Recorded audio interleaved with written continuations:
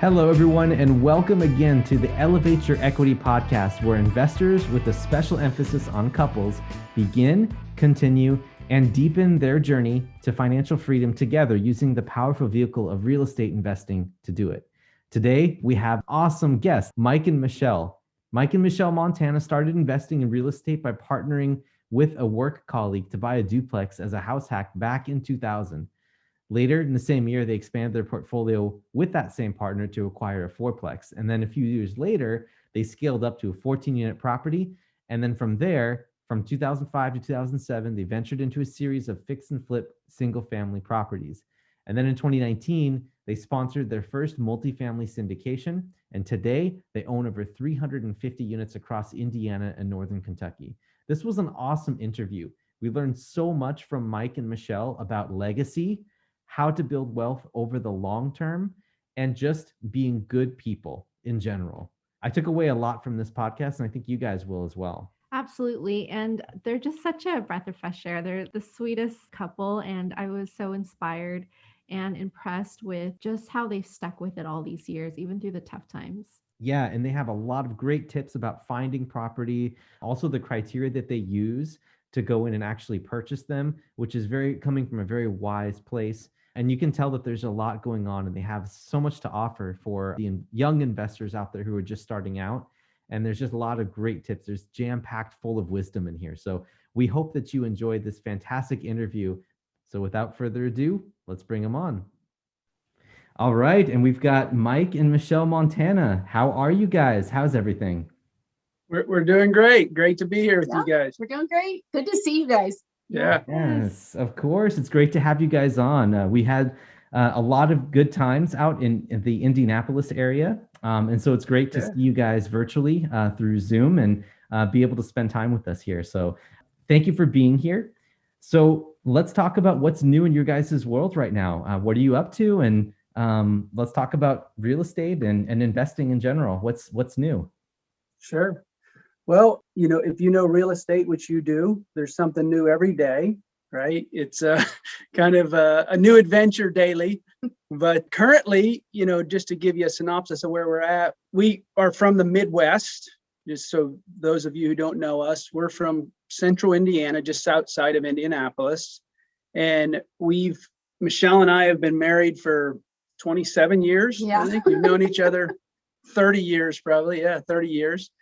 And we started investing in real estate 21 years ago. And it was kind of an organic growth, but what it's led us to now is, we're at a stage in our business where we've been kind of repositioning, selling assets, buying bigger assets. Mm-hmm. And that's kind of the phase that we're in today. Actively, what we're doing in, I guess, April of 2021 is we're in gross 1031 exchange right now, which we're trying to accomplish. We've identified a number of properties, the 3 properties specifically, and we're in the midst of that chaos right now, which is kind of what it is. We can relate with that for sure. I think you've just recently gone through that yourselves, right? Yes, 100%. Well, very cool. So you guys, it sounds like you guys have been at this for quite a long time. But what I would like to do right now usually is to kind of explore with our guests, how that all started, because not everyone is a real estate investing tycoon from the get-go, right?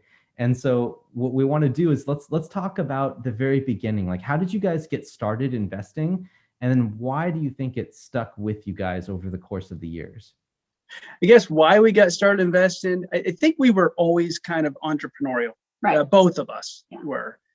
When Michele and I met in college, I had an Amway business, and we kind of grew up together, going to conferences, reading books, listening to speakers, and growing that multi-level business.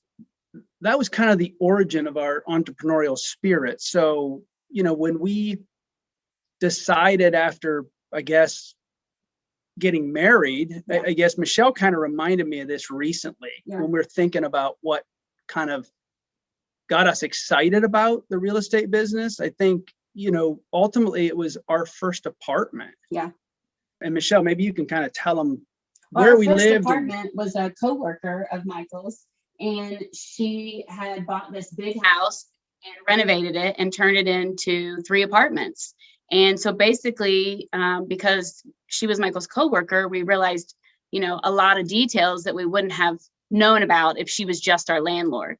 And so we realized that she was living for free and that we were basically providing that for her, right? And the other tenant. And so we kind of had that spark early on from the Amway to, we would go do presentations together, and we weren't even married, trying to sell people in. And then we had that experience with being renters. And that kind of led us to thinking, maybe we should do that instead of buying a house. And so we moved and we lived in downtown Indianapolis for a while. And then we had a friend that wanted to move to the area. And so we started looking for properties to do a house hack, basically, with him. And then that didn't work out. Life continued on. And and then go ahead. We kind of ultimately bought our own house at the time. We couldn't find anything to house hack. We didn't know what it was at the time. We didn't know what a house hack was 25 years ago. Right.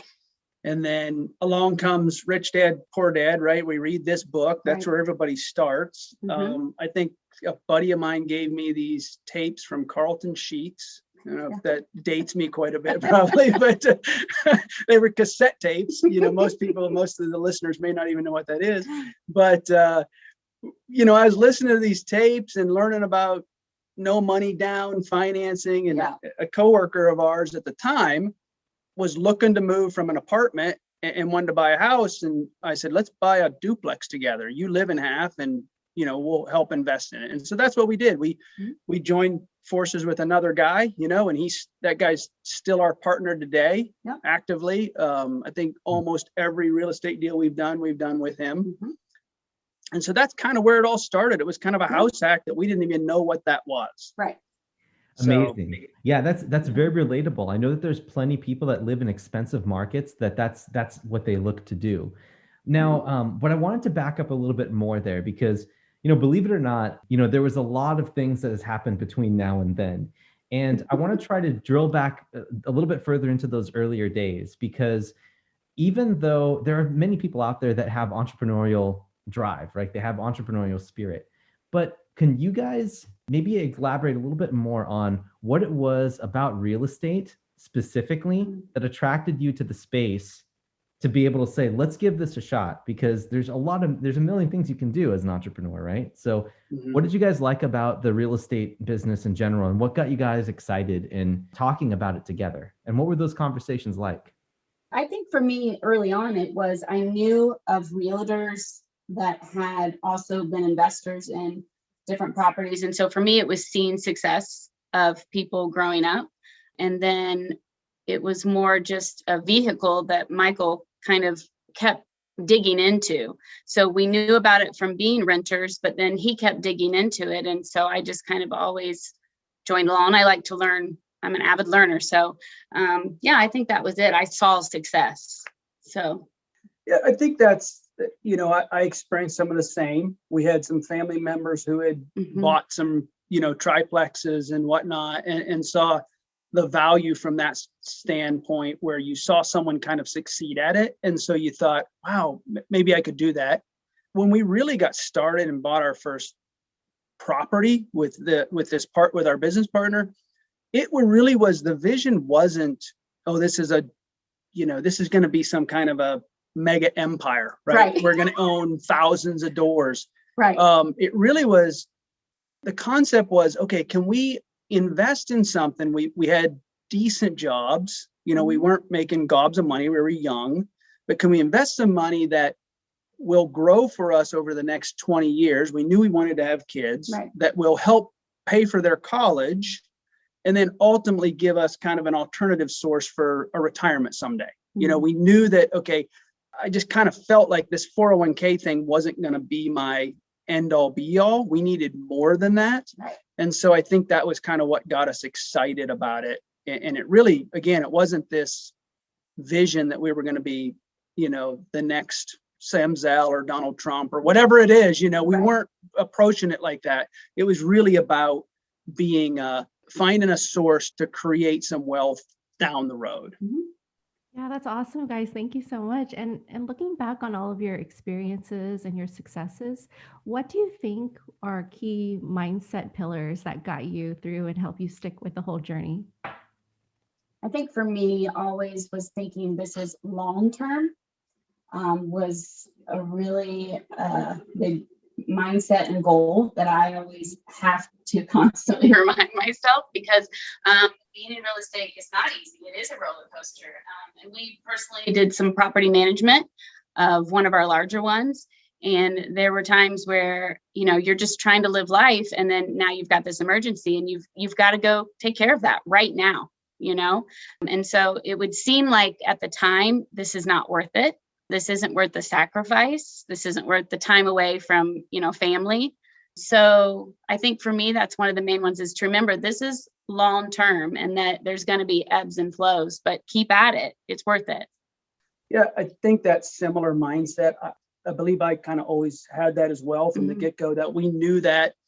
I think early on, we never planned in the beginning, 21 plus years ago, we never planned that, okay, what we do today is going to start paying us. It was more of, if we can buy this one and we can bankroll that money, kind of snowball that money, we can gather up enough to buy another one. Right. And then once we did that one, we said, now we got two that are kind of cash flow. And instead of living off this, let's snowball that into buy another one. And that's kind of what we did. Honestly, that's, we bootstrapped it from the beginning. Yeah. It really wasn't someone else helping us put together those investments. It was just us having that long-term vision, and it's hard to do sometimes in the moment, but 20 years now, looking back, was it worth it? Absolutely. Yeah. It's amazing what it did for us, Of course. Yeah. And what you guys have built today is very impressive. And it's a testament to all the work that you guys both have put in together. I think that's really important to highlight there. And what I wanted to do too is I caught on to something there. You guys said putting your cash flow projections forward, right? Like saying, okay, if we grow this much each year, can you guys maybe talk about what that conversation was like at home inside when you're building your plan out? Like, what was the driving factor specifically? Like what you guys looking to achieve with all this? And how did you guys navigate maybe some differences in opinion on how aggressive you should be on one investment or maybe conservative? How did that all go? And maybe this is a lot to unpack, but I'll let you guys take what you want to talk about from all of that.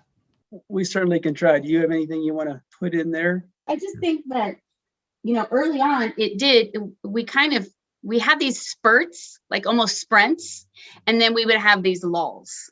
And so when we were in the sprint mode early on, when we went from, just the double to the fourplex, and then we sprinted on and, eventually got 14 units. And then there was like this time where we had 3 kids at home and it was really busy, and Michael's traveling full time. And so there were times when conversations about, okay, now we need to maybe sell this and move on was a little bit difficult for me to comprehend, because I'm thinking, okay, I get literally like maybe 15% of your time now.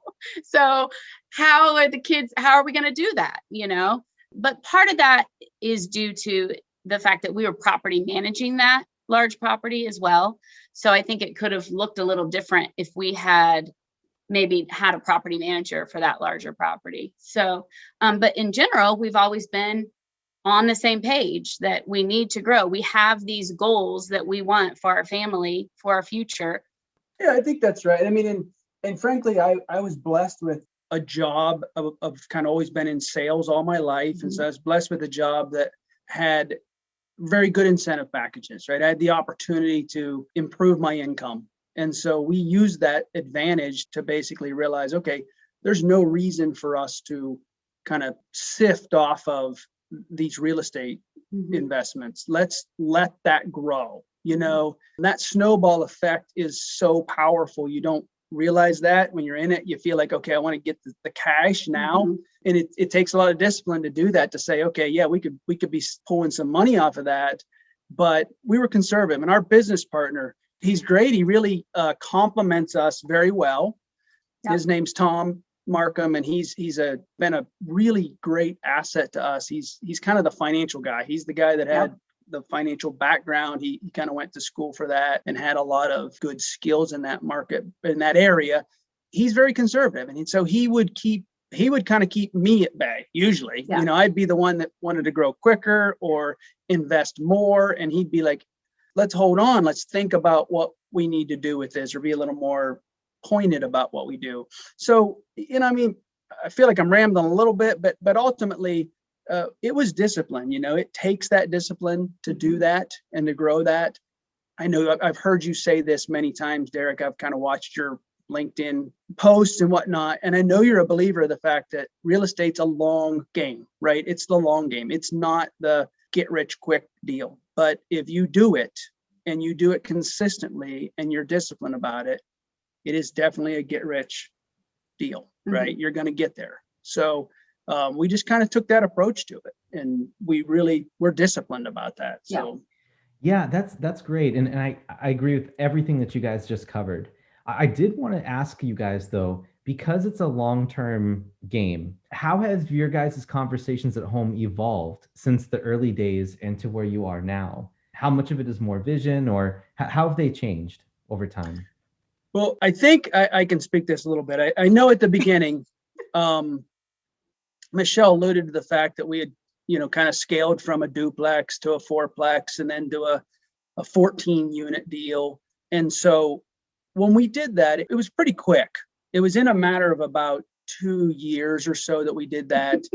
Sprint. It was kind of a sprint. Yeah. And by the time we added that 14 units, now we're up to 19 units. Right. I think in there we acquired a condo, a single family condo. And there was a ton of work at that point. She alluded to the fact that we were self-managing. I don't regret that. We probably did it too long. We probably self-managed too long in hindsight, but I don't regret doing it because that was what we knew how to do. That's how we bootstrapped it. We were able to add a lot of value by doing that. And it taught us tremendous lessons about the business, right? You can't understand how to manage a manager until you've managed the property. And so that was really valuable to us. And so when I think back to some of those conversations, there was some tough decisions to make sometimes.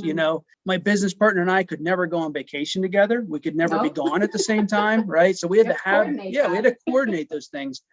I can certainly remember more than once on a Christmas Eve when I'm getting a call that there's some major problem. I remember a huge sewer backup at a 14 unit building, on Christmas Eve. I can remember we had someone break into an office and steal the keys out of one of our buildings on Christmas Eve. So that was me then going to the building and either meeting a plumber or changing the locks and making sure everybody's safe. So, or you're out of town and I'm meeting the fire department because someone's had an emergency and I'm trying to keep them from taking out the door. Right? Like, just save the door. I have the key. When you think back to those conversations, there was definitely some discussions behind closed doors, when we were at home together, it was stressful, oh my gosh, you got to go over there again tonight. I thought you were going to be home tonight. And I think the change has been that since we've sold that property. And so we're not property managers. So I think the change in the conversation has gone from, we talked about, ongoing maintenance and all of these, upkeep things that we would have to take care of. It's changed a lot now as we've done this next step and we've done this syndication. Our conversations are more about how can we add value and what's going to be our strategy for that. So I think that's been a change for us. Is in what we're still talking about apartments. It never ends. Our kids would tell you, but it's changed in how we're discussing apartments, multifamily. Yeah, I think you're right. It's more strategic now and less tactical today than it was 15 years ago. And I think those conversations have started, those strategic conversations, they've always been there, but they were very limited and they've become much more the commonplace than the exception today. So I don't know, I hope that answers your question. Yeah, absolutely. Yeah. And what I love hearing too is that you guys are partners in business as well as partners in life. And being, sharing that same vision and just like, trying to literally putting out fires and, Mhm. and juggling all these balls. And, a lot of our listeners are young W-2, like wanting to get into real estate, couples, and they may or may not be on the same page. What advice can you give to these couples just starting out that will lend to, this long-term success like you guys have had? I think it's important to take time to listen to one another and really try to figure out, okay, why maybe your significant other wants to do this, why they would choose this, and try to get at that heart reason, besides mind reason, right? And see if there's something that you can find in common with that, some type of common goal within that. And then I think secondly is to educate yourself. So if you don't understand, there's so many like little phrases and codes to real estate, and so I think you need to educate yourself and don't be afraid to ask. I mean, I'm constantly asking, okay, what does that 3-letter code mean? This is a new one, right? Like, I feel like there's new ones all the time, all these different podcasters and everybody's making up these quick little, snippets. So I think it's become educated, understand it yourself, whether you choose to be a part of it or not, still get educated on it so that you can be that asset to your partner. You can still explain to people what he or she is doing and support them that way. I think it's like anything in marriage. It's about the respect and relationship you have for one another, really, that's going to kind of facilitate if that is going to be successful. I think I was listening to one of your podcasts. I think it was Jim Biggs. I think he was talking about how the thing that he desired in their marriage from his wife, Linda, I think that's right, his wife, Linda, that they had different needs. And what he desired from her was respect, kind of that same respect that, as a man you desire, or as a kid, any kid, you desire from your father. And I think that's what we as men really need. That's kind of in our innate being, is that we desire to have that respect of our wife. And so it's important for ladies to do that, right? To respect what your husband's trying to do if they're the one pushing this. But just as much, it's our responsibility as a male to provide that security and that desire that your wife needs to know that kind of she's number one, right? That this isn't taking over my life. This is something I want to do for you, with you, whether you're engaged actively or whether you're just a support for it. This is about us, right? And ultimately, this isn't number one in my life. You're still number one, right? And I have struggled with that throughout marriage, right? I'm the guy that gets tunnel vision and focused, and yeah, it's difficult. And she has to bring me back to center, and she's taught me that over the past 27 years, that really what I need from you is I just need your love and affection. I need to know that I'm number one, right? And that the most important thing in your life. And I think that's key. It really is, there's no tactical kind of nuance to it. It's really about communication. What do you need? What does she need? And kind of having those conversations.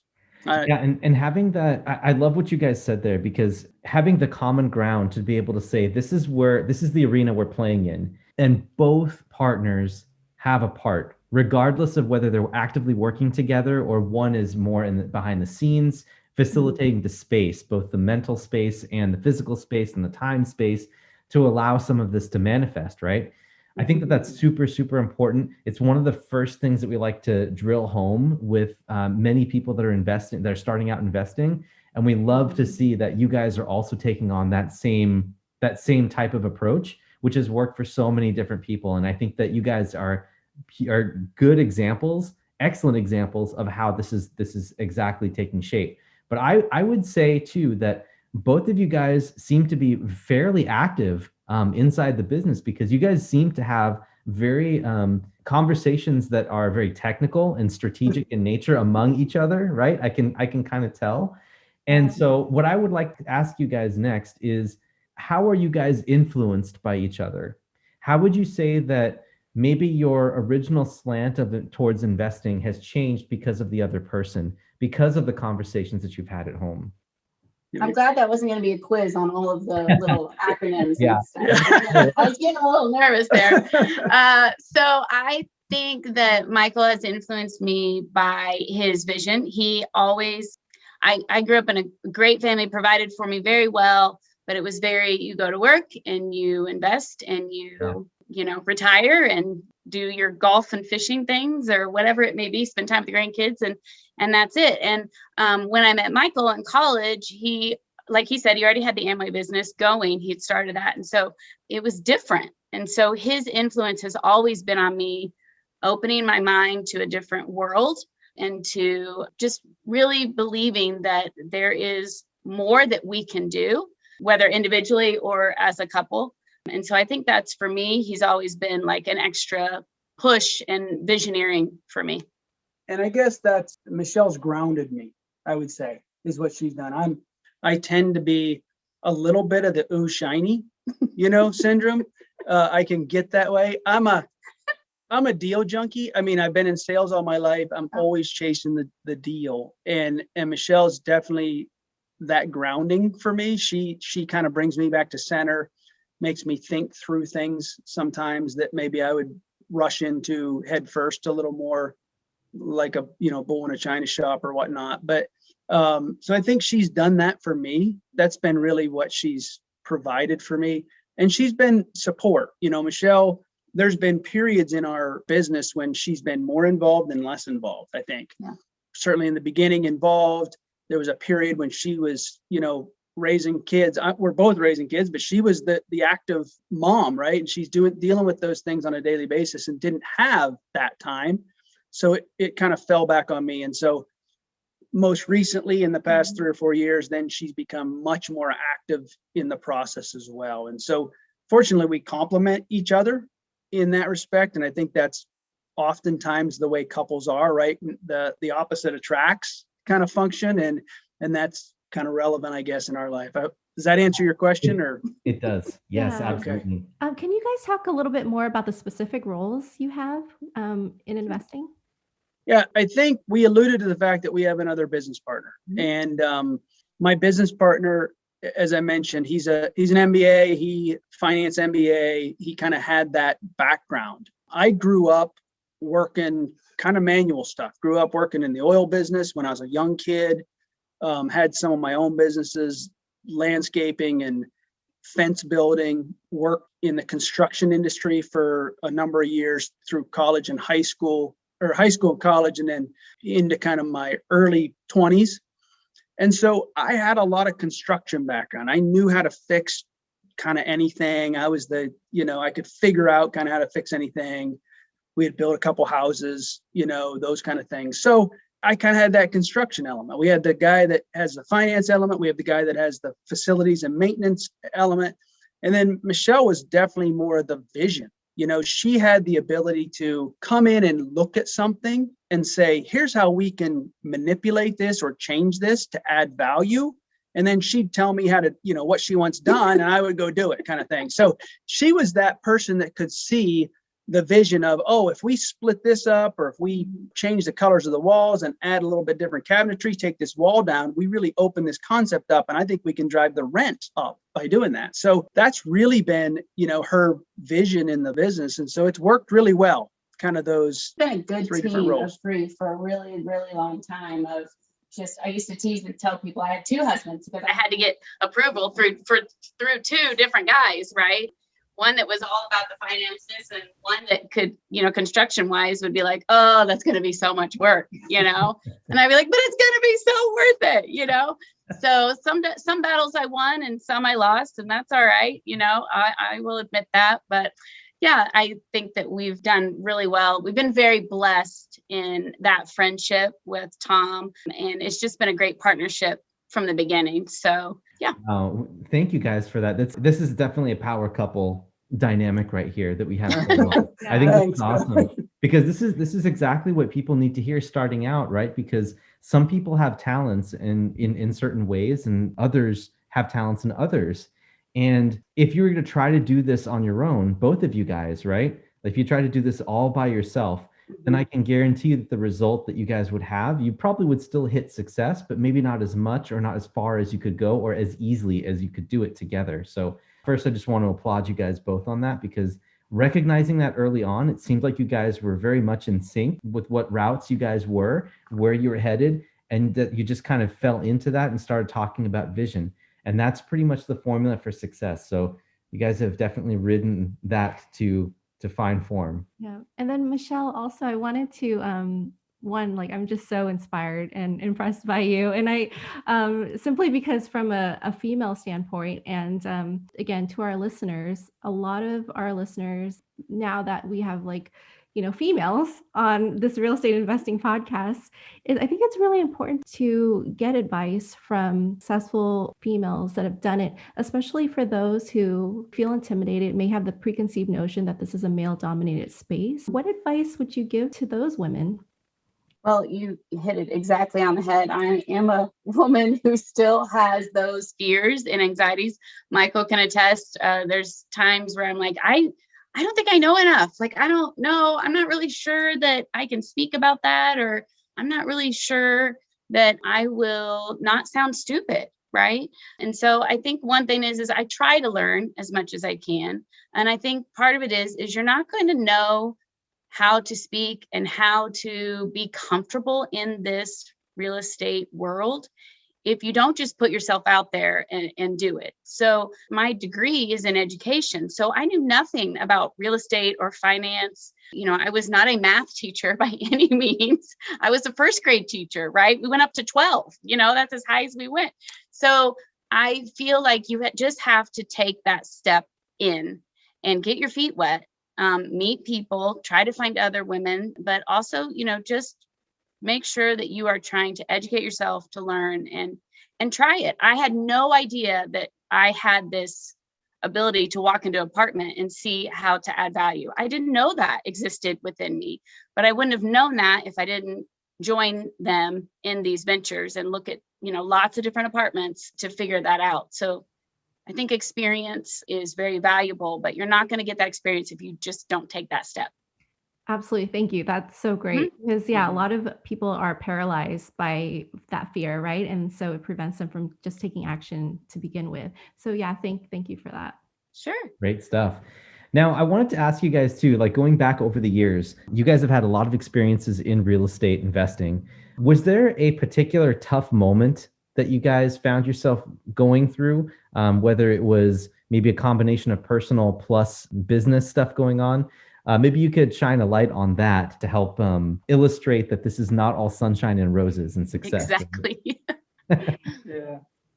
Probably the toughest thing we've been through as a couple, and it has a relevance to real estate, I'll bring that in. But right when we bought the first duplex, we closed on that in about May, I think.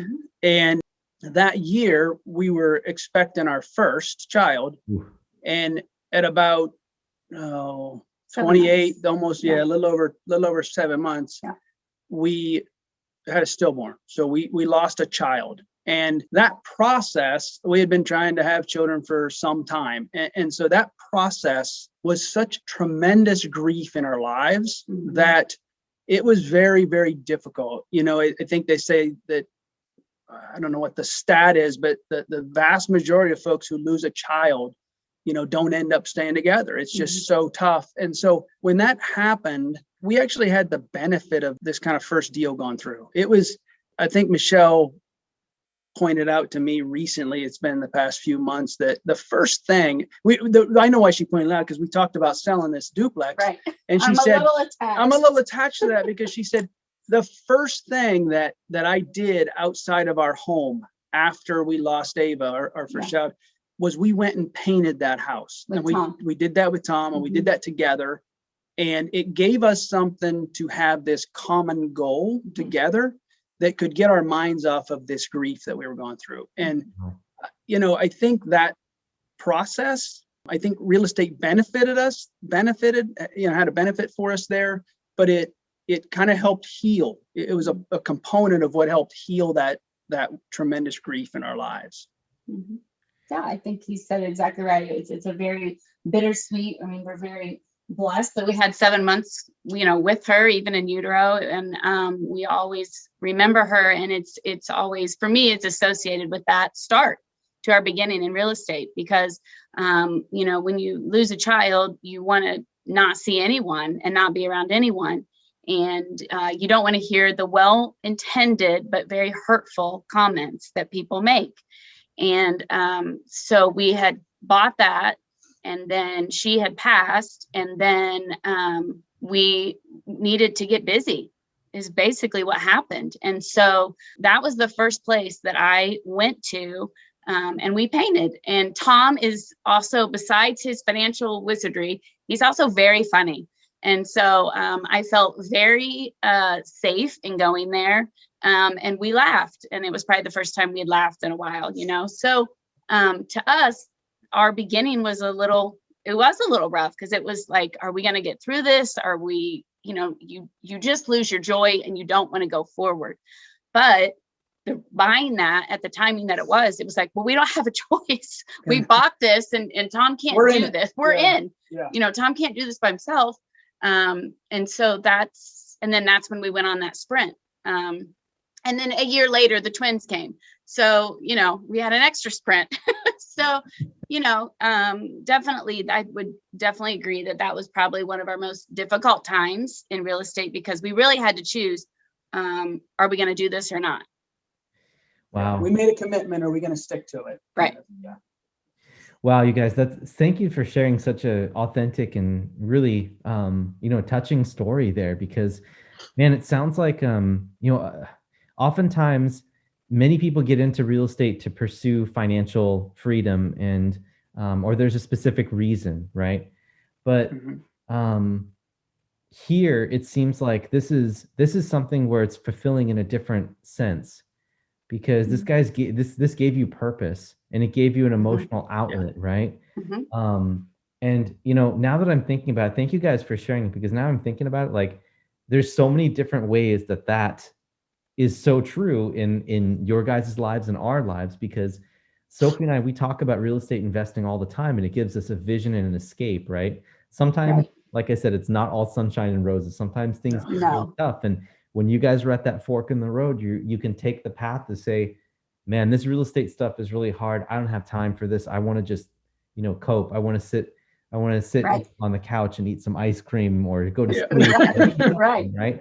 And so you're at that fork in the road. But when you choose that direction, you're building something together, and you're building not only an emotional bond and a financial foundation, you're building something greater, right? You're building a legacy.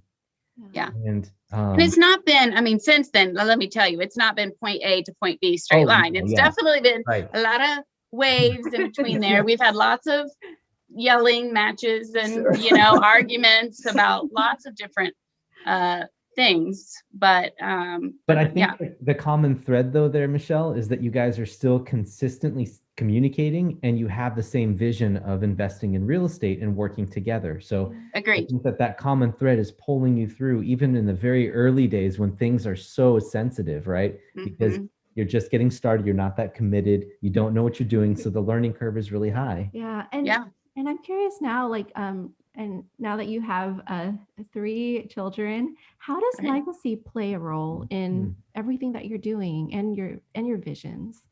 How does legacy play? They didn't have a choice, really. They didn't have a choice. One of the legacies that I think our kids have received already through this process is they learned a lot of hard work. We drug our kids along from the get-go. I can remember taking, I think my daughter, Amelia, she was one of the twins, maybe 4 or 5 years old. I remember taking her down to meet a prospective tenant at a property. And I can remember we walked in, and the tenant was a little rough looking. It was a really pretty rough part of town. This was what you would call a D-class property in a D market. And it was a cash flowing property, but it was tough to run. The kind where I would typically carry a gun when I went there and that kind of thing. But I didn't think much of it. I just thought, we'll drag her along. She's with me. She's going to have to meet this guy. And I remember thinking when I come out of there, maybe I've have taken it a little too far when she turned to me and said, "Daddy, what is battery?" And I said, "Battery?" She said, "That guy said he had a battery charge." And I said, "Oh," I said, "he was talking about a criminal charge that he had, and I tried to, kind of diffuse it, but it made me realize, wow, my kids along the way are learning so much through this process. From probably 10, 11 years old, they were cleaning out apartments. They were, cleaning the fridges and helping us paint by the time they were in their, early teens. Picking up trash, mowing, all of that stuff. And so they learned hard work. They learned that this is what mom and dad were doing, took effort to create this. And I think it's created definitely a work ethic in them from a legacy standpoint. The real legacy of wealth, that time will tell what that looks like, right? I think we're on the trajectory that's going to be a good thing for them. But I think the biggest legacy that I think we leave with them is them seeing, mom and dad work together and being a part of that as a family, having to learn hard work, having to learn what investment is, having to learn delayed gratification, that this business that we do takes a long time to grow, I guess. I hope it also taught them to be a little less selfish. I spoke earlier about how, like he referred to at Christmas Eve, he had to leave, or during the middle of a birthday party, or any of those times, it taught them that they weren't the center of all things, right? And that mom and dad do sometimes have to be somewhere else, and now that they're older and we did the syndication, it's been more meetings and those type of things, not maintenance calls. But, I think it's also, I hope that it has shown them, what a good partnership can be. And that you can really spend time together and enjoy something together as a couple. Yeah. And it's something a little different than, what some couples do to spend time together. So that you can enjoy business together, right? Yeah. You can enjoy a business together, right, or a common thing that's not just a hobby or a fun thing, right? This was something that was, they watched us kind of do that occupation together, if you will. It's provided them lots of funny stories too. I mean, that one was when she was really little, but there's all kinds of crazy, insane stories that you get with tenants that they still talk about today. So lots of good memories. Yeah. Let's hope more than bad. Yeah. I think they remember the good ones most. Yeah. Yeah, no, for sure. Definitely. And I'm sure that they're going to look back on all of this and I'm sure they're already very proud of what you guys have built, because it is impressive. You guys are up over around 300 units right now, right? Yeah, we're approaching 400 units, I think, right now. Yes. So congratulations. You've earned every bit of that as well. Especially, doing this together, while raising kids. You guys have a lot going on. So I completely understand and admire all of that. That's really great. So I have a couple more questions before we end up going to a rapid round. But this one is more a reflective question. If you guys had to do everything all over again, right? What do you wish that you had known starting out? What would you guys have done differently? Mm-hmm. Without a doubt, I wish I'd have known earlier that we could raise money, that we could use other people's money to do this, right? Mm-hmm. We bootstrapped this for so long and we didn't really get that concept. We did some hard money deals. We borrowed some money from family and friends for creative financing deals. But I think our excitement about the business really took jump to a new level when we realized, oh man, we don't have to have all of this money. Right. We can raise money from others to help them, make money that provides a great opportunity for them and also helps us grow this business with partners. I think that's the one thing that I wish I would have learned quicker. Mm-hmm. And would encourage anybody else that's in this business, get your feet wet, get in there and do something. But if you really have a passion to grow a business in it, grasp that concept and study that concept, get connected with folks that can help you learn that and develop that talent. Oh, very well said. Couldn't agree with you more there as well. That's fantastic. Now, unless Sophie has another question, I wanted to ask you something pretty technical because it's been your inner geek is coming out. Huh? Yeah, yeah, that's right. My engineering side, it can only be held back for so long, and then it starts to spill out. So I was going to ask you guys, what does your acquisition criteria look like? Are you guys looking locally? What type of properties are you looking for? What are you looking to do? And how do you position yourself once you find a prospective property? As I mentioned, we kind of bootstrapped it for a long time, did this with our own money.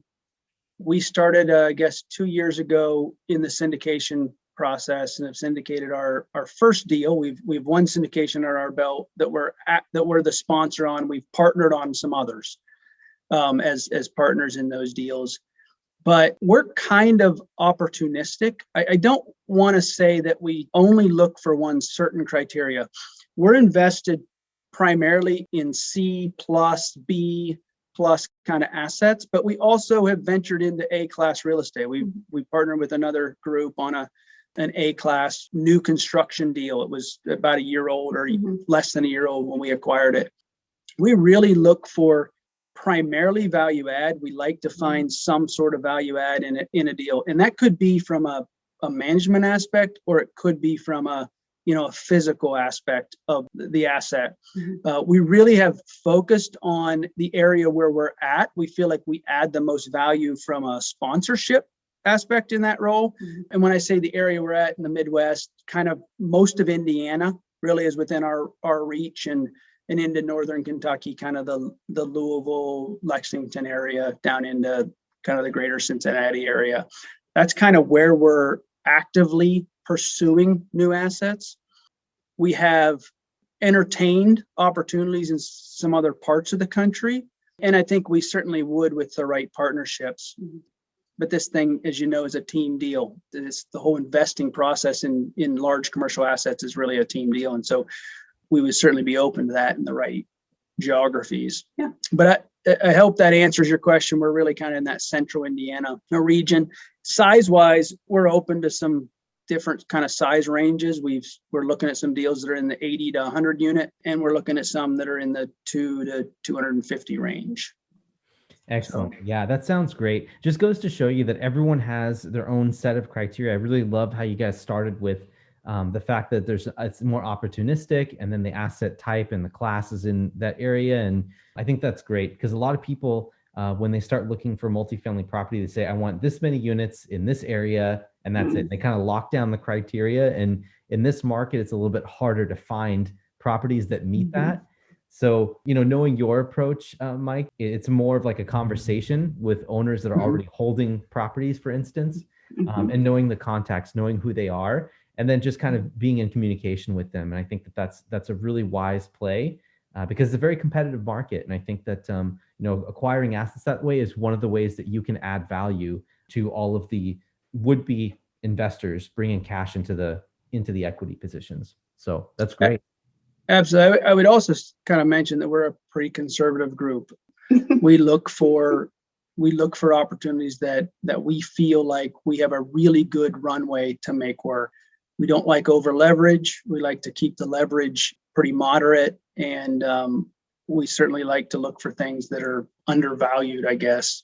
So there's an opportunity there that's available. So. That's when all those years of managing our own property come into play now, right? Because we know and we see things that others might not.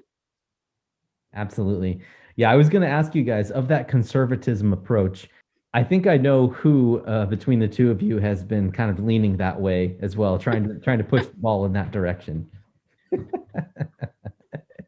I tend to be the one that's a little more aggressive, and Tom and Michele are the conservative ones. So. That's pretty common. Yeah, you have the gas and you have the brakes, right? That's right. And sometimes Tom and I flip-flop. So Yeah, that's good. Yeah. Yeah, us too, actually, right? It is. Yeah.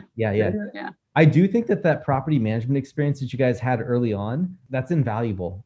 That can help you look at properties from a different perspective. And so for all of those, would-be investors out there, it's not a bad idea to maybe start locally and do what Michele and Mike have done to help hone some of your skills in that realm. And a house hack, just like they had started, is a perfect way to do that, because your tenant is living right next door to you. So that's one way to easily break into the market, and you don't have to leave. You don't have to set your family by telling them that you're moving across the state or into another state. And so it's a really great way to get going. So definitely recommended for people who are looking to be in this on the active side on the long haul. But for people that are in on the passive side, you guys have to start looking for people like Mike and Michele who are clearly bringing value into your investment portfolio by finding these deals, finding the properties that come up that fit criteria. And these are vetted by people that have done it for such a long time. And so you guys are pros at this. You guys have been doing this for a while. So, all right. So let's go into the rapid round. And I know that you've listened to this a couple of times, Mike, so you know what we're going to be asking. Michele, I'm not sure if you've listened to. Oh, I've listened. Okay. I remember. I'm an avid learner. All right. Okay, I like to be prepared. There we go. All right. All right. So first question is, what book has had the biggest impact on you and why? For me, the first one would probably be the Bible, in my life. And if I stop and think of a business book, a business or a life book, probably the one that had the most impact on my life was a book called Failing Forward by John Maxwell. I read it at a time in my life that it was just incredibly impactful right then. And I think it still has great merit, but that was the one that probably for me resonates the most. Yeah, the Bible is definitely very still impactful in my life as well. And I think way back to what's most influenced me, I think was, it's an old book way before Anagrams happened. It's called Personality Plus. And it was just about getting to know your own personality so that you would understand others' personalities as well. And it was just really good at breaking down different personalities and understanding why people react the way they do and how they feel in certain situations. So that was a good one for me. That is very cool. I have never heard of that one. Yeah. Have you? Who is it? No. I think I want to say it's Florence Littauer. Sounds right. Personality Plus. Look that up right after that. Okay, Personality Plus. Yeah. We'll find it for the show notes. Exactly. We'll put it in the show notes. All right. Okay. So next question is, if people wanted to emulate your success, what is the first actionable thing that they could do to follow in your footsteps? Yeah, I think number one is, it sounds kind of trite, but get educated, right? If you want to go into real estate, get educated, but don't stop at education. At some point, just make a decision, just do something, I think that's really important, to just jump on and do something. I remember when Michele and I were thinking about getting married, and I saw a speaker, this guy's name is Charlie Jones, and he wrote this book called Life is Tremendous. And we met him and he signed this book for us. And he asked us, "Are you guys married?" And I said, no, we're thinking about it. He says, "Well, what are you waiting on?" He was talking to me, he said, "Let me tell you something. Don't work so hard to make the right decision in life. Just make a decision and work to make it right." And that's kind of been my mantra. Number one, to get married, and it's worked really well. And then also in business was just go do something, get involved, learn, and then go invest in something, whether it's on your own or with a partner. Yeah, I think too, just to piggyback on that, I think just to realize that you're not going to do it perfect the first time. Everything's not going to go exactly how you just read in that book you just read. There's going to be ups and downs, and but it may still turn out really great, and that's your story. So excellent. Yeah, good advice. Thank you. And the next question is, what small thing do most people not know about you? Probably where we went to college. Yeah, we both went to a small Christian college. Yeah. And so we both have biblical studies degrees. Yeah. Mine's actually in preaching and hers was in education. Yeah. So we're both had intentions of going into the ministry, but didn't end up going that direction. So did you guys meet in school? we did. We were set up. You guys were set up. I had asked a mutual friend of his to okay, I'm tired of all these crazy guys, find me a really good one. And I think we were I was 3 months into my freshman year, and he was a sophomore, and she and her boyfriend decided they would be a good match, I think. And so we went out, and we never quit dating. So all through college we dated. We actually graduated in early May, and then we got married less than a month later in June. That's incredible. That's so great. Very cool. So we were young. So Nice. Very nice. And then next question is, how do you like to unwind and restore your creative juices individually? What do you like to do? So for me, it's most of the time it's hunting and fishing. So Yep. I like to be in the woods. I like to be on the water. So that's kind of my unwinding. I get to disconnect from the world and be in nature. So Awesome. I like to be outside as well. I love to garden and experiment with different flowers. We have a couple acres here, and I'm always constantly changing and rearranging, digging things up. I like to read as well. And then last question is there something special that you and your family like to do together? kind of the whole family together. I think traveling. We Travel. like to travel Yeah. together. We're all skiers, so we Mhm. tend to ski, Snow somewhere skiing, yeah. somewhere snow skiing every year, and Mhm. all of the whole family skis. So Yeah. that's something that we've built a lot of memories around over the years, is those trips. Yeah, that's something I think we like to do together. That's very cool. Where do you guys like to ski? Is it like Utah, Colorado, or everywhere? Both, check, yeah, check. yeah, check. So We try to go to someplace new each year. Yeah. And we meet. Michael's family comes from Florida, and we pick a place and we all go skiing. Oh, that's Yeah. amazing. Yeah, I have family in Colorado Springs. So Yeah. Sophie and I have been together for almost 11 years, or 10 and a half, right? Yeah. And so I meant to take her skiing one time, and we almost made it. We made it into like the foothills of the mountains, and then there was like all of this wind and snow blowing, and the car kind of went off the road a little bit, and she's like, "That's it, time to go back. I'm not doing this." No, I'm out. So we took, that was the closest that we got, but we were actually in the mountains, but just not on them. good. Yeah, that's not bad. there's always next year. There's always next year. Yeah, that's right. That's right. Yeah. So, all right. Well, you guys, thank you so much for your time. I know it is so late out there at the time of this recording, so we really appreciate you staying around and sticking with us. I'm just going to give you guys an open mic right now.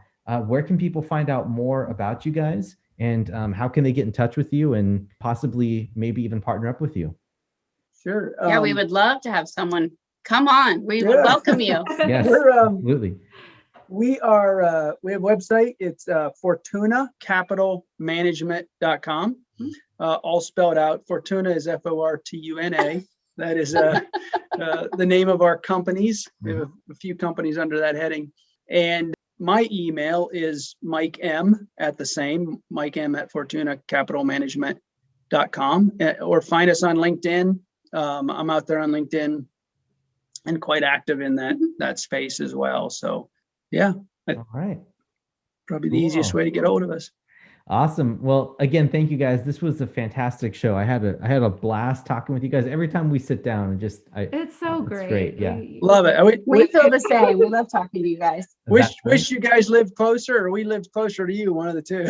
Oh yeah. Well, I think we'll be heading out your guys' way in a little bit. I think we're probably going to be looking at some other stuff as well. So Well, Perfect. when you're coming, certainly look us up. Let's grab dinner or something. So we'll do for sure. All right, and for all of you listeners out there, thank you guys so much for listening all the way to the end. We really appreciate you, and we want your feedback as well. So wherever you're listening to this podcast, please like, subscribe, comment, and keep your comments genuine. We really want to improve and help provide more value to you and get your feedback there. And also, a side benefit of commenting and engaging means that the algorithm gods give us more placement and move us up the list so that we can get exposure to more individuals and get more feedback. And it's just this wonderful loop that just keeps giving. So please do like and subscribe. And wherever you're listening to us, we would really appreciate that. And thank you so much for listening. So that being said, this is Derek. And this is Sophie. We are signing off. Have a great day.